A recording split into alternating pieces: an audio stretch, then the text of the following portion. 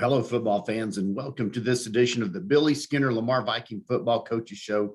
I'm Bill Frawley, and with me is head Viking football coach Billy Skinner. Coach, how are you doing on this beautiful Monday morning? It's Monday. We don't have school today, so I'm missing all the kiddos, but we start spring ball tomorrow. So life is really, really good around Lamar High School and around the Skinner house. Excellent, excellent. Glad to hear that. Well, I'm coming to you live from Odessa, Texas. I got to drive out to my hometown last night. And it's overcast here, but I'm glad you're having a great day also. So, hey, here we are in the midst of spring. You just mentioned spring practice begins tomorrow. Lots going on with Lamar Viking football. But if you don't mind, I'd like to backtrack a little bit to the varsity football banquet and awards ceremony from a few months ago and talk about some achievements. I got a few questions. You might have some things to add in. One thing I want to start off with is there were some players who received all district honors, which is voted on by other coaches in the district. How do players catch the attention of the other coaches, good or bad, get recognized or maybe not recognized? That's a great question. And one of the big things, we play in Arlington ISD, and there are a lot of good football players here. And then you match that up with Grand Prairie ISD. And I mean, you've got 7 teams that have rosters filled with kids that can play at their position. So it's very, very competitive. Obviously, we put kids up at their positions, and then it's on the other coaches to vote. And there'll be times we'll put a kid's name up, and a lot of the coaches start looking around like, oh gosh, that kid can play. And so it's cool to see the appreciation that coaches have for your kids, and then to show the appreciation you have for their kids, because there are a lot of talented football players in our district. Well, that's true. That's true.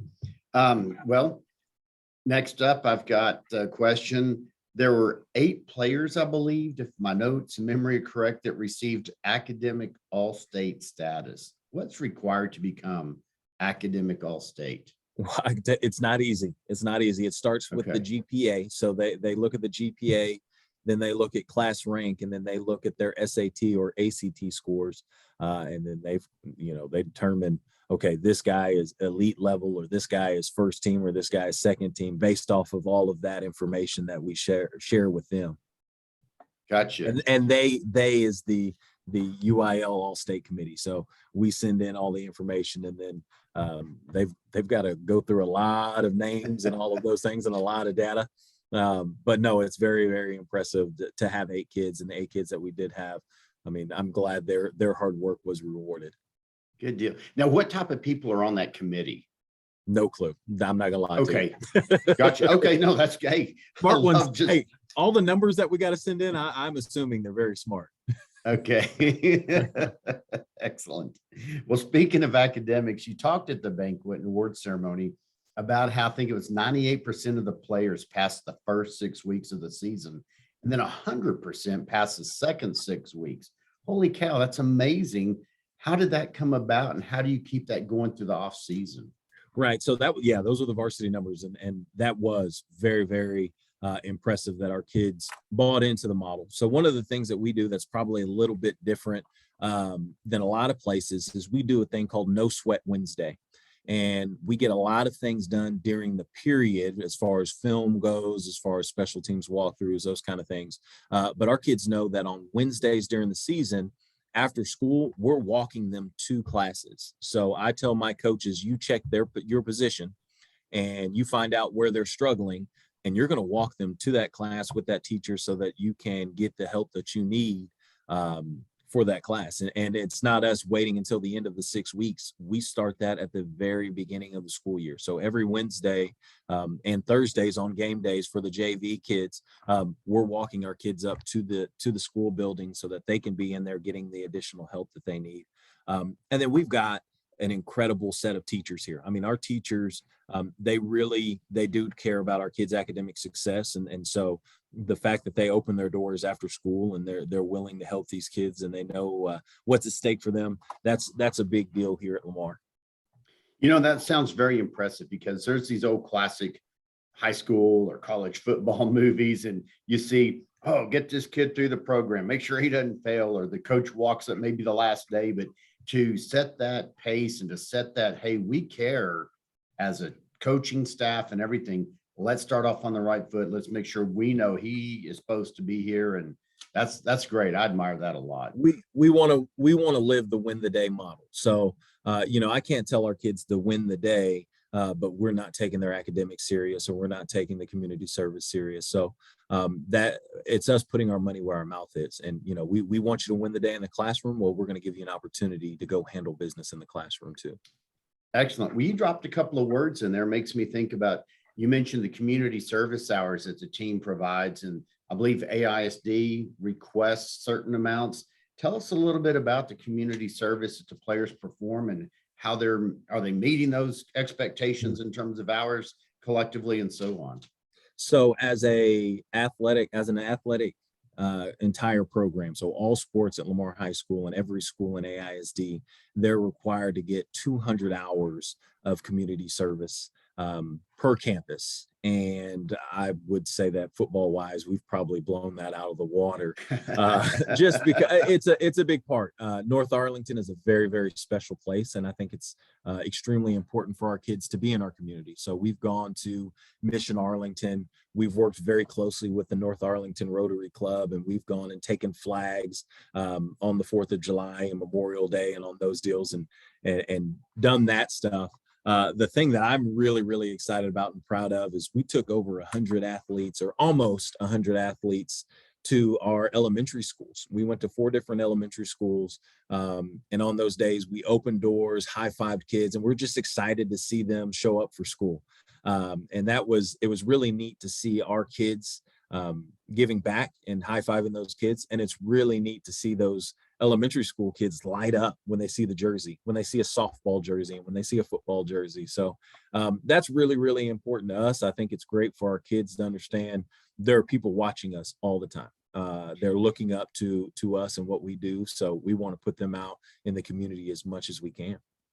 And so that's year round, because you mentioned some things that occur Memorial Day, 4th of July, during the school year. And it's not just, hey, let's take the recycling bin to the recycling dumpster. No. It's getting out in the community, it sounds like. It is. And one of the things we just developed this year is our Viking Leadership Council. And these guys are a group of young men who have been voted on by their team as leaders on the team. And they don't know this yet. They're going to find out soon. This summer, they're going to be responsible for a service project. They're going to have to get a group of their teammates. They're going to have to set it up. We'll make sure that coaches are there to help them and do what they need to there, but they're going to be responsible for doing their own service project. So I'm really excited about that for them. And that's leadership formation away from the field, the locker room, and so on. That's great. Yep. All right. Well, at the award ceremony, you also referred to a phrase called "get perfect." And what does that mean? And how do you use it with the team? Because, Coach, I'm just sitting here thinking, through the last, all 57 years of my life, if I became perfect, I'm a little bit, I don't know, but what's that mean? So for us, it's a call response. Basically, when they hear "get perfect," they know there's a certain stance they've got to get into, and they've got to get into it very quickly.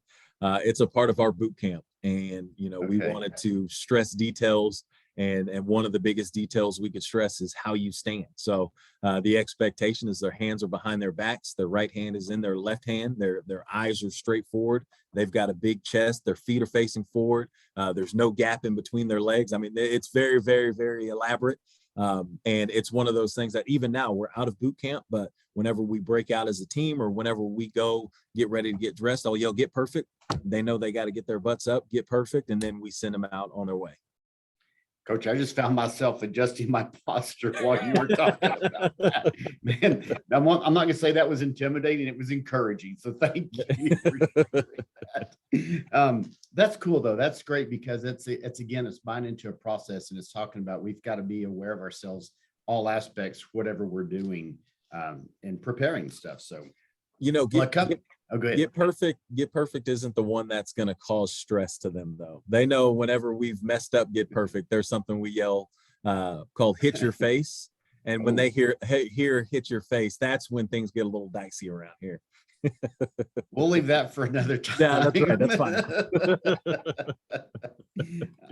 fine. Okay, so a couple of other phrases you referenced were how the defense was fast and physical, and the offense sometimes gets dirty yards. Well, on a turf field, it's hard to get dirty anymore, but go ahead if you would explain that fast and physical and dirty yards. So fast and physical is just the mantra and mindset of our defense. We're going to line up, and like you alluded to during the season, there are times we're a lot smaller than teams that we're going to play, and we encourage our kids to make up for that by going as fast as you can and getting on people, being very physical, not backing down from a fist fight and those kind of things. And our kids have bought into that mindset, and they did defensively, and there's a reason why. I mean, they turned the offenses over quite a few times. They took the ball away quite a few times. They scored defensive touchdowns quite a few times because they believed in it.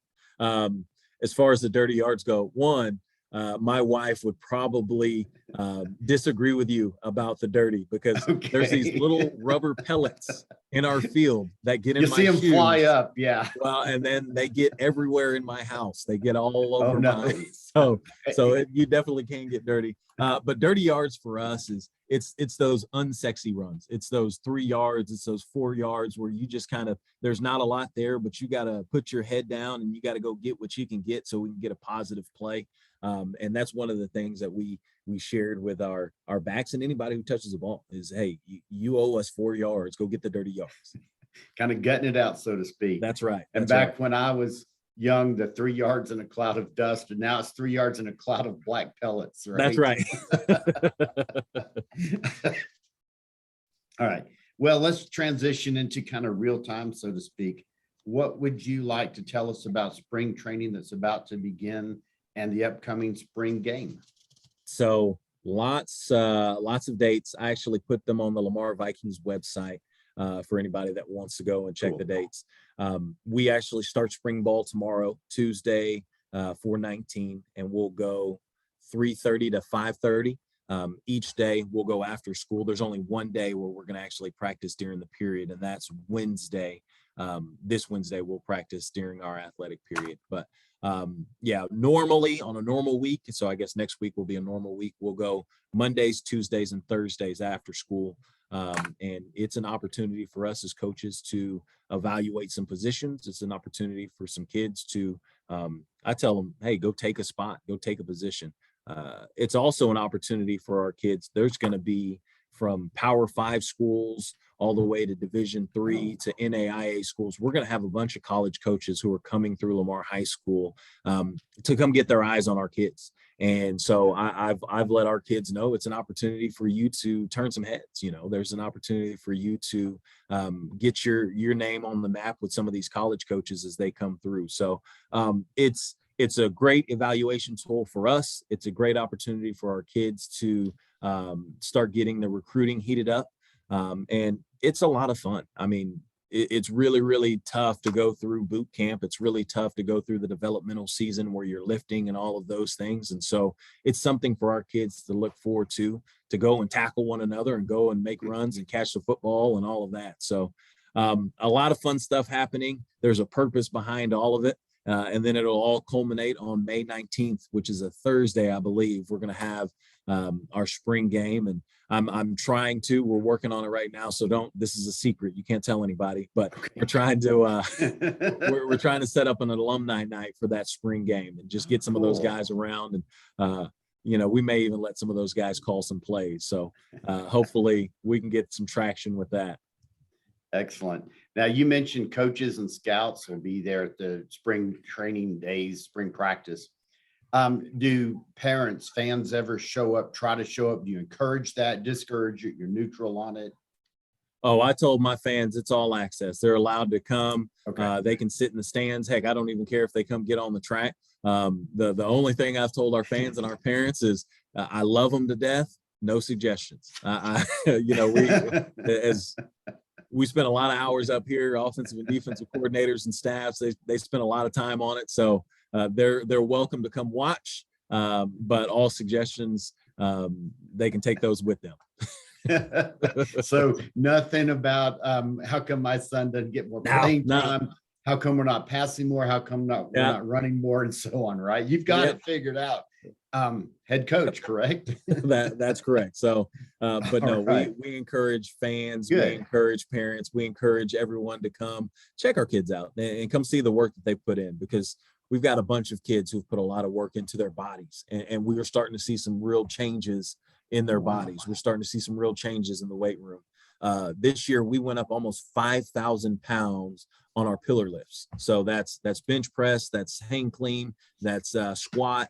We went up almost 5,000 pounds. That's almost 50 something pounds per kid. It's amazing how much effort our kids have put into the off season. So come out and watch our kiddos and see the work that they've put in on themselves. Well, that builds some camaraderie among the fans, parents, grandparents, uncles, whoever the caregivers, family members are. That's great. I'm glad you have that all access, but leave your suggestions outside the gate. Correct. Okay. Correct. Well, you alluded to this a few minutes ago. I loved the Win the Day program that got a lot of traction. We kept mentioning on broadcast. We'd even say win the drive, and stuff. And it sounds like that's not gone from last year. That's a program theme. That's who we are, and that's going to always be a part of us. That's going to always be Lamar Viking football. It's going to be win the day, and again, it's not just on the football field, it's everywhere in life, because we want our kids to know that this all ends at some point, and you got to keep on winning, and that's being a husband, that's being a father, that's being in our community. One of the things we'll emphasize a little bit more next year. So win the day for us is our the what of our program, the how of our program, how we win the day. That's bet. So that's brotherhood, elite effort, and toughness. Those are our three core skills. And so we're going to really hone in on those three core skills throughout the year.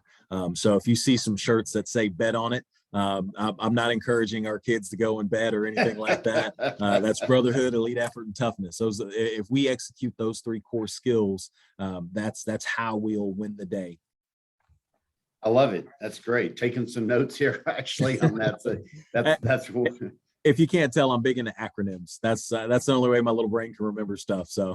Well, speaking of acronyms, getting off track, but I do transportation planning stuff for my full-time job. And I was in a city one time and the mayor said, there's so many acronyms. I said, yeah, I'm actually creating the tag, the transportation acronym guide. It's yes. An acronym about acronyms. All right.